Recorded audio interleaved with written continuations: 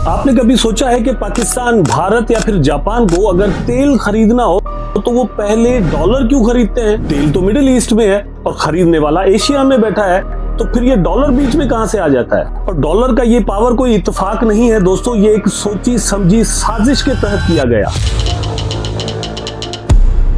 और ये साजिश की थी अमेरिका ने, जिस साजिश के तहत पिछले 50 साल से पूरी दुनिया अमेरिका की गुलाम बनी हुई है। और इस साजिश को रचाने वाला और रचने वाला, पूरा करने वाला खुद अमेरिका है। तो आज की कहानी है डॉलर की ताकत, पेट्रो डॉलर मिस्ट्री और एक सवाल कि क्या ये चाल अब बदल रही है।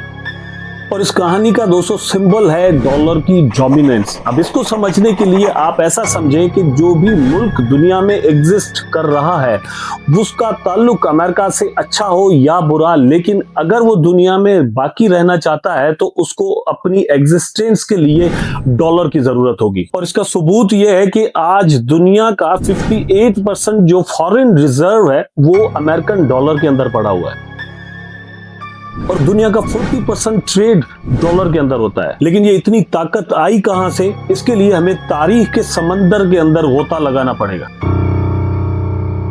की शुरुआत होती है सेकेंड वर्ल्ड वार से, जब 1939 से लेकर 1945 तक दुनिया तबाह हो चुकी थी और यूरोप की हालत बहुत ही खराब थी। जर्मनी, बर्तानिया, फ्रांस और इटली समेत बहुत सारे कंट्रीज की मईशतें बिल्कुल खत्म हो चुकी थी। लाखों लोग मारे जा चुके थे और इंफ्रास्ट्रक्चर खंडर बन चुका था। इस हालत में दुनिया का सिर्फ एक ही ऐसा मुल्क था जो जंग तो लड़ रहा था, लेकिन वहां पर कोई भी हमला नहीं हुआ था, वो मैदान जंग नहीं था, वहां पर कोई भी अटैक नहीं हुआ था। उसका नाम है अमेरिका। जंग खत्म करने का ताल्लुक भी अमेरिका के साथ है। आपको याद होगा कि हिरोशिमा नागासाकी पर एटम बम फेंकने के बाद ही दूसरी आलमी जंग खत्म हुई और वो फेंकने वाला अमेरिका ही था।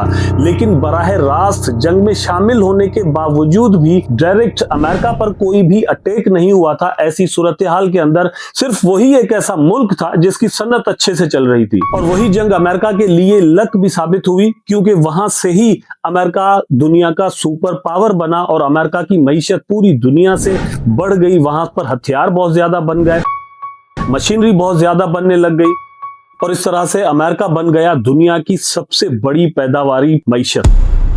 जब जंग खत्म हुई तो यूरोप को अपने पैरों पर खड़ा होने के लिए अमेरिका की मदद की जरूरत थी और दुनिया को एक नई करेंसी की जरूरत थी जिसमें ट्रेड हो सके। और वो ताकतवर करेंसी डॉलर के अलावा उस वक्त कोई और दुनिया में मौजूद ही नहीं थी। ये बात है 1944 की, जब दुनिया के 44 से ज्यादा कंट्रीज के नुमाइंदे न्यू हैम्पशायर के एक होटल में जमा हुए और इस मसले को सॉल्व करने के लिए सर जोड़कर बैठ गए। इस कॉन्फ्रेंस को दोस्तों ब्रिटन वुड्स कॉन्फ्रेंस कहा जाता है।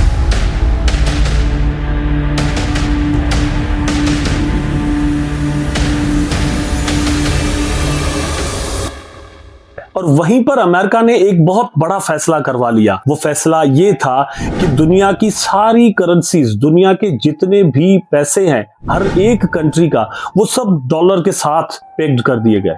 और ये फैसला किया गया कि हर एक सोने का ऑन्स जो है वो $35 का होगा। अब आप इसका मतलब समझ रहे हैं कि उस हिसाब से, उस फैसले के मुताबिक डॉलर एक कागजी करेंसी नहीं थी, लेकिन हर डॉलर सोने की रसीद था। तो अब ऑब्वियस सी बात थी कि अब हर मुल्क को तिजारत करने के लिए, ट्रेड करने के लिए डॉलर की जरूरत होगी।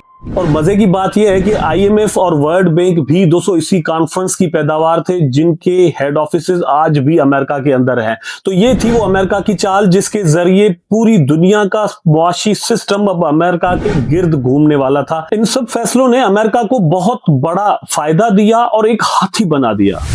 लेकिन फिर वक्त आता है 1971 का, जब अमेरिका वियतनाम के अंदर एक बहुत ही महंगी जंग लड़ता है। इसका नतीजा ये हुआ कि अमेरिका के अंदर महंगाई का एक तूफान खड़ा हो गया और अमेरिकन गवर्नमेंट को बहुत ज्यादा डॉलर छापने पड़ गए, क्योंकि उनके पास उतना सोना नहीं था जितने अब वो डॉलर छापने लग गए थे। इसी सिचुएशन को देखकर तकरीबन कंट्रीज ने क्या किया कि डॉलर देकर वो अपना सोना मांगना शुरू हो गए, क्योंकि मुआहिदा भी दोस्तों यही किया गया था। और आप यकीन नहीं करेंगे कि फ्रांस का सदर चार्ल्स डिगाल तो बहरी जहाज लेकर गया और वहां से सोना लेकर आ गया। और फिर वक्त आता है 15 अगस्त 1971 का, जब अमेरिका का सदर रिचर्ड निक्सन टीवी पर आता है और ऐलान करता है कि आज के बाद डॉलर का सोने के साथ कोई भी पेग नहीं होगा। I have directed the Secretary of the Treasury to take the action necessary to defend the dollar, to suspend temporarily the convertibility of the dollar into gold. इस सवाल का जवाब समझना इसलिए भी जरूरी है दोस्तों कि इसके बगैर आप समझ ही नहीं सकते कि दुनिया एक्चुअली चलती कैसे है। 1971 में जब डॉलर को सोने से काटा गया तो उस वक्त वाशिंगटन में बैठे चंद लोगों ने एक और गेम सोचा, जिसका मेन पॉइंट ये था कि डॉलर को अब सोने से अगर काट दिया गया है तो उसको तेल से जोड़ा जाएगा। अब डॉलर को सपोर्ट करने वाली जो कुव्वत थी वो तेल था। तो सऊदी अरब के हुक्मरानों की एक हाँ ने दोस्तों पेट्रो डॉलर पैदा कर दिया, और यही वो पेट्रो डॉलर है दोस्तों जो आज भी आपकी जेब को कंट्रोल कर रहा है।